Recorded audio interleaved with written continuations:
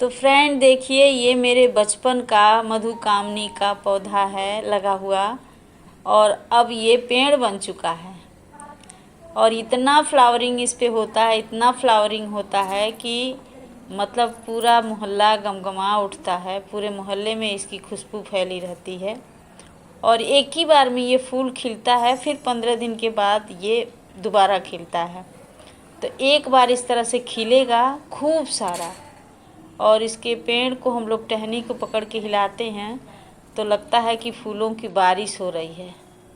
और खुशबू का तो पूछिए मत फ्रेंड, बहुत अच्छा लगता है।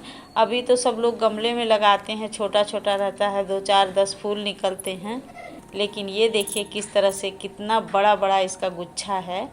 मैं अपने छत से इसका सीन दिखा रही हूँ। अभी मैं नीचे चल के दिखाऊंगी कि ये कितना बड़ा है, और ज़मीन में है इसलिए इतना बड़ा बड़ा फूल देता है। जब ये फूल खिलता है तो मधुमक्खियाँ इतनी आवाज़ करती हैं, इतनी गुनगुनाहट इसमें से आती है कि फ्रेंड आप लोग देखते रह जाएंगे। हम तो इन चीज़ों को लेके बहुत प्रसन्न रहते हैं। तो ये देखिए मधुमक्खी, अभी मैं आपको एक ही दिखा रही हूँ, लेकिन पूरा पौधे पे पूरे मतलब पेड़ है, अब ये पौधा नहीं बोल सकते हैं, भरा हुआ रहता है मधुमक्खियों से। पूरी मधु सुबह सुबह के टाइम में एकदम पूरा भरा रहता है। और इसमें खूब सारे गोल गोल फल भी लगते हैं जो कि गिरते भी हैं, और बहुत सारी पक्षियाँ इसको खाती हैं। तो खाने के बाद उसके बीज को बहुत दूर दूर तक पहुंचाती हैं, क्योंकि जहाँ जहाँ लैट्रिन करेंगी, अगर कोई ऐसी जगह रहेगा झाड़ जैसे जहाँ पे कोई उखाड़ने वाला नहीं, तो ये देखिए इसका बीज है ये। तो बीज से बहुत सारे हमारे अगल बगल बहुत पौधा जमा हुआ रहता है, लेकिन सबको ज़रूरत नहीं होता है। ये देखिए, तो इसको खाती हैं तो मुझे लगता है इसमें मीठा कोई चीज़ भरा हुआ है, और अंदर से ये छोटा सा गोल सा निकलता है। तो पूरा साबुत ही गपक जाती हैं। कितने सारे पक्षियों को तो मैंने देखा है। तो ये मीठा होता है और खा जाती हैं वो सब, और उसके बाद से कहाँ कहाँ जाके उसका रोपण करती हैं। बहुत मतलब अपने आप ही हमारे अगल बगल तो बहुत पौधे अपने आप ही जमे हुए हैं। किसी को चाहिए होता है सो लेके जाती हैं, और नहीं जिसको चाहिए तो फिर वैसे ही ख़त्म हो जाता है, क्योंकि उसका रख रखाव नहीं होता है, पैरों से दब उब के ख़त्म हो जाता है। और ये देखिए, मैं कहाँ तक दिखाऊं इसको, कितनी बार दिखाऊं कि कितने फूल हैं, बहुत ज़्यादा, और उतना ही खुशबू। तो मैं अभी नीचे ले चल के आप लोग को दिखाऊंगी। खूब सारे बीज भी वहाँ गिरे रहते हैं, और अभी तो मैं छत पे हूँ तो इसलिए आपको ऊपर का नज़ारा बार बार दिखा दे रही हूँ।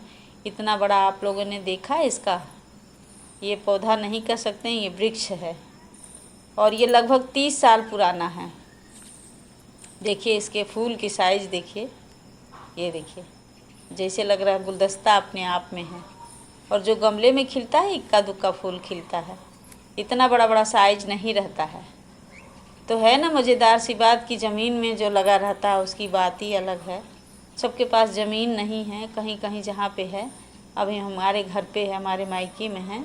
हम लोग जब छोटे छोटे थे तभी लगा था, और आज इतना बड़ा हुआ है कि इसको कई बार कटिंग भी कर दिया जाता। मोटी मोटी डालियाँ जो हो जाती हैं वो कई जगह अवरुद्ध करती हैं, तो उसको थोड़ा काट दिया जाता है। अभी मैं दिखाती हूँ। तो ये देखिए इसकी बहुत सारी डालियाँ काटी गई हैं, जो इधर उधर लटकता था तो उसको हटा दिया गया, और ये बहुत बड़ा पेड़ बन के तैयार हो गया है। तो नीचे इसके फल गिरे हुए हैं जो मैं आपको दिखा रही हूँ।